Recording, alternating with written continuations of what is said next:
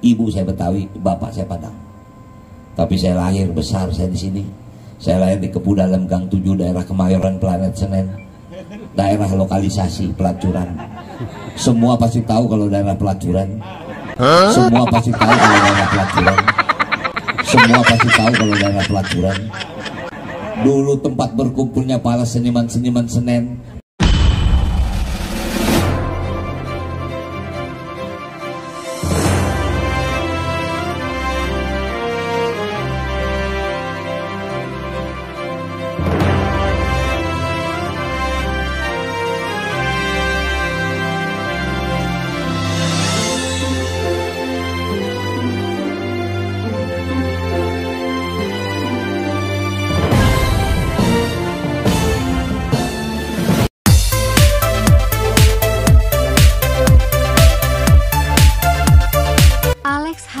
Membuat Rano Karno bangga. Rencana membuat di TV menjadikan Rano Karno bangga pada Alex Hareva. Sosok pengusaha asal Pekanbaru Riau ini akan menambah siaran televisi digital awal tahun 2025. Jakarta, sosok Alex Hareva makin eksis di bisnis. Kini merambah ke TV digital dengan nama DTV. Sang CEO ini pun siap tinggalkan tanah kelahirannya di Pekanbaru Riau.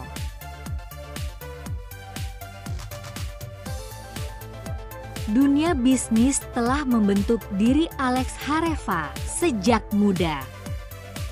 Karena itu, berbekal pengalaman sebagai pemilik surat kabar harian Pagi Radar Riau, ia kini melangkah ke bisnis televisi digital dengan nama Digital Televisi Indonesia disingkat dengan DTV.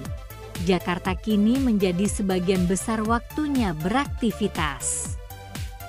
Terlebih target DTV mengudara awal 2025 membuat waktu istirahatnya kian berkurang.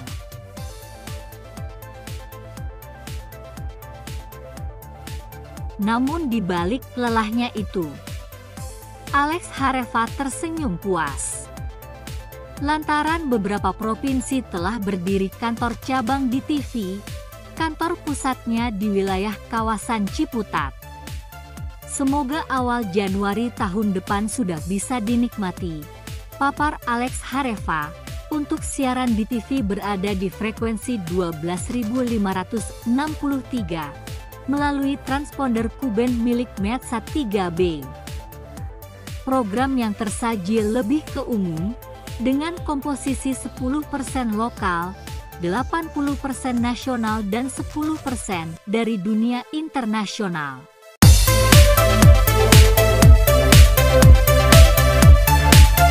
Bagi Alex Hareva, DTV merupakan mimpi terindah yang kini telah terrealisasi olehnya.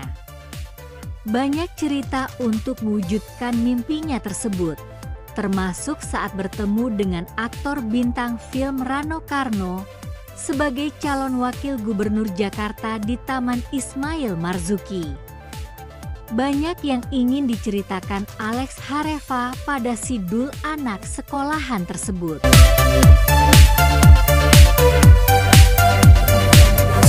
Mereka nih ingin sekali punya tempat yang pasti, ya. Saya tahu permasalahan di sini apa.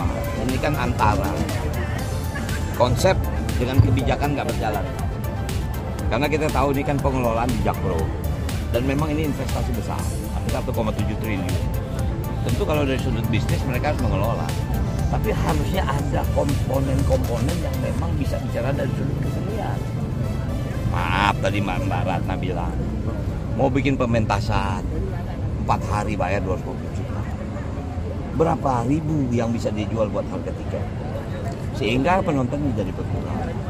Artinya kalau tempat ini tanpa kesenian kering, nah itu harus dicarikan jalan tengahnya.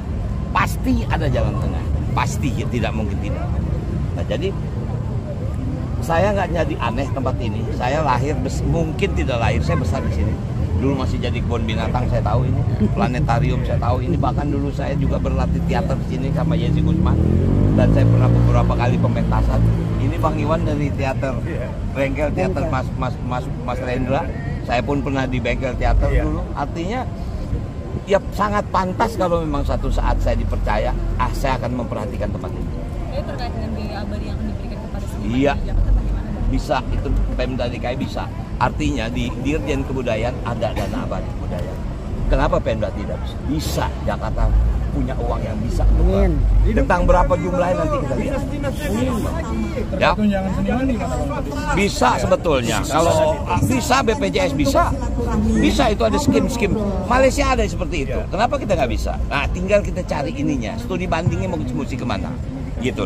Yang sangat malang ini kenyataan. Banyak organisasi profesi di kita ini ada tapi nggak berfungsi. Parvi berapa banyak? KFT hilang. Kemudian coba organisasi seniman, sehingga kita nggak tahu mau bicara dengan siapa. Dan juga teman-teman seniman mau bicara dengan siapa. Ini tinggal kita ketemu. Jalannya begitu dapat titik poinnya selesai. Tentang cabut Pergub 63 bisa nggak? Kalau memang itu menguntungkan seniman, tapi kita harus hitung juga siapa yang bertanggung jawab untuk pengelolaan. Ini makanya saya kata investasi 1,7 triliun harus dikelola. Tinggal ini kan nggak ketemu. Ibarat gini loh. Dulu latihan kita gratis, sekarang latihan aja banyak. Benar. Dulu kita mau baca puisi di bawah pohon boleh. Sekarang Satpol PP datang. Misalnya seperti itu. Harus dikasih floor, dikasih area yang memang bebas berekspresi. Tapi situasi gitu. Kondisi tim sebelum revitalisasi bisa dikembalikan. Harusnya bisa. Mestinya ini lebih cepat lagi karena suasananya lebih hebat kan.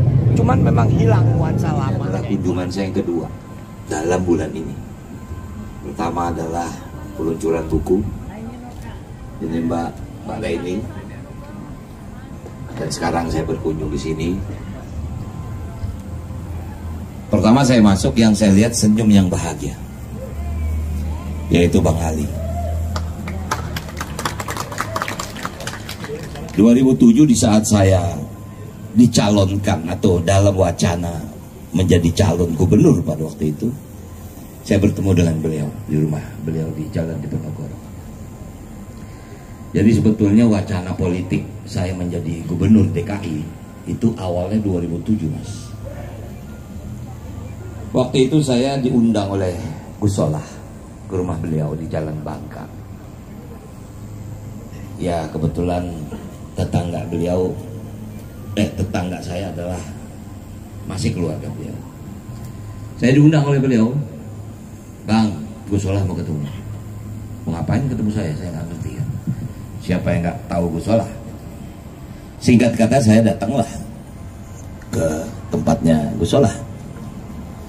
Pada waktu itu beliau mempresentasikan ada satu lembaga internasional namanya Wanzuk. Wanzuk ini lembaga survei yang dimana kalau investor asing mau invest di Indonesia, dia menjadi tolak ukur. Jadi pada tahun 2007 itu dipaparkanlah hasil survei itu. Nama saya tinggi sebagai calon gubernur waktu itu. Bingung saya, bagaimana caranya nama saya bisa tinggi, apa kriterianya? Nah singkat kata sebetulnya barangkali kalau ya teman-teman pernah mendengar wacana gubernur itu 2007 sebetulnya. Kenyataannya Bang Fauzi Bowo waktu itu minta saya menjadi wakilnya. Saya di situ ketemu dan saya berkenalan. Di situ Ibu Mega mengatakan, Mas Rano minta maaf, kami belum bisa mendukung karena waktu itu Jakarta masih dibutuhkan militernya. Saya bilang, Pak Supriyanto. Saya bilang nggak apa-apa Bu, saya bisa ketemu Ibu aja udah bangga. Udah, selesailah saya.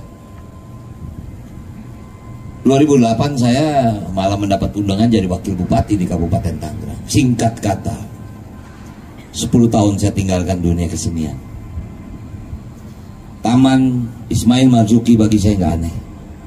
Saya kecil di sini dulu masih kebun binatang. Saya tahu sini ada planetarium. Saya sering ke sini menyebut bapak saya, dan waktu itu sempat kenal dengan Gus Dur karena beliau juga adalah pengurus ketua Dewan Kesenian Jakarta. Dan saya pun kecil bersama Yesi Gusman Baratna, saya main pun teater di sini. Nama teaternya Kak Yana. Pelatihnya Ibu Deliana Surawijaya, istri dari Alam Surawijaya. Jadi bagi saya tim itu nggak aneh. Saya merasa memang ruh saya di sini. Cuman karena 11 tahun saya ditugaskan di kampung lain. Mungkin kalau sekarang bapak-bapak datang ke Masjid Banten Lama, kalau bukan gubernur waktu itu saya nggak akan pernah revitalisasi. Saya yang memberikan anggaran besar untuk melakukan revitalisasi Masjid Banten Lama. Walaupun pembangunannya pada zaman Pak Wahidin Halim, tapi ketuk anggarannya zaman saya. Singkat kata, saya sekarang di Komisi 10. Sebelum saya mundur, saya udah mundur Mbak Ratna, Mbak Reni Jawisman. Sebagai anggota DPR RI saya sudah menyatakan mundur, karena itu persyaratan kalau maju ingin menjadi calon wakil gubernur ataupun sebagai gubernur. Saya sudah mundur. Singkat kata, ada satu peristiwa saya bertemu dengan Bang Anies bicara tentang revitalisasi tim ini. Mungkin sebagian teman-teman waktu itu ada yang pernah berkunjung ke Komisi 10. Saya berdebat dengan Bang Anies. Bang, saya setuju revitalisasi. Tapi saya tidak setuju kalau abang menyerahkan semua pengelolaan kepada pihak swasta. Sejarah menyatakan Bang Ali ini menyerahkan pengelolaannya kepada keluarga-keluarga seniman yang tergabung dalam Dewan Kesenian Jakarta. Akhirnya saya tahulah apa yang terjadi kontroversinya. Dari jauh saya lihat. Nah, kebetulan kemarin saya datang ke Mbak Reni, lagi nunggu lift, ketemu dengan ketemu orang Jakpro. Dia sendiri jujur, Bang, kita nggak sanggup, Bang. Tim ini dibangun dengan anggaran 1,9 triliun. Karena itu Jakpro dapat konvensi 28 tahun. Bagus, IKN itu 190 tahun. Karena harus berkali berhitung. Saya kemarin ditanya, Bang, JIS mungkin bisa nggak gratis? Saya bilang nggak mungkin. Bagaimana mungkin JIS itu gratis? JIS pengelolaan 1 tahun 120 M. Hanya digunakan untuk lapangan bola yang satu kompetisi cuma 22 kali. Sewanya 1 kali main cuma 1 M. 22 kali berarti penghasilan cuma 22 M. Kemarin Bruno Mars main di sana juga cuma 1 M. Singkat kata JIS itu barangkali 1 tahun nggak lebih dari 30 M. Sementara biaya operasionalnya 120 M. Nah, apakah tim kita mau perlakukan begini? Seniman nggak bisa berkarya, nggak bisa berpameran. Untuk pasang lukisannya ada pakunya 1 hari bisa 5 juta, mana mungkin? Saya nggak berani janji, tapi saya paham bagaimana menyelesaikan masalah ini. Ini sudah jadi menjadi aset. Tentu para seniman harus berkarya di tempat ini. Kita cari solusinya seperti apa. Nggak mungkin 1,7 triliun sudah dibuang begini, kemudian tidak menghasilkan apa-apa. Sayang, sangat-sangat sayang.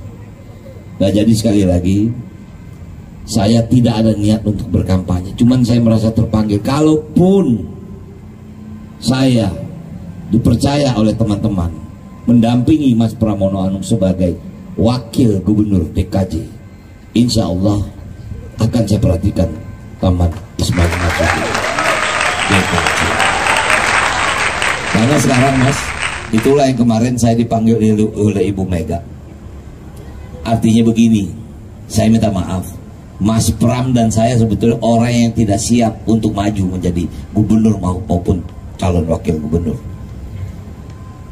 Tapi begitu ada perintah dari Ibu, no, sebentar lagi DKI akan terbang, I-nya berganti menjadi J. Setelah Jakarta sudah tidak menjadi ibu kota, Jakarta ada di mana? Yang kedua yang bikin saya mundur, no, kamu kan Betawi. Kalau Jakarta nggak ada, Betawi ada di mana? Waduh, saya merasa terpanggil. Walaupun maaf mungkin ditanya aslinya saya di mana. Ibu saya Betawi, bapak saya Padang. Tapi saya lahir besar saya di sini. Saya lahir di Kepudalam Gang 7 daerah Kemayoran Planet Senen. Daerah lokalisasi pelacuran. Semua pasti tahu kalau daerah pelacuran. Dulu tempat berkumpulnya para seniman-seniman Senen. Pemimpi-pemimpi tiap hari berlatih mentasnya setahun sekali. Makanya kenapa ada adegan di Sidul anak sekolahan, waktu kita adegan pergi ke Senayan, lihat itu nyekar ziarah di makam di belakang tiang gawang. Tiba-tiba Benyamin diusir sama pelatih bola. Benyamin bilang, latihan mulu lo, menang kagak. Itu semua adalah desain di sini sebetulnya. Nah, jadi kalau saya memang dipercaya, tentu tempat ini akan saya perhatikan. Itu janji saya. Amin. Kalau tidak, ayah saya pasti akan marah. Karena ayah saya lahir di sini dan besar di sini. Terima kasih. Assalamualaikum warahmatullahi wabarakatuh. Terima kasih.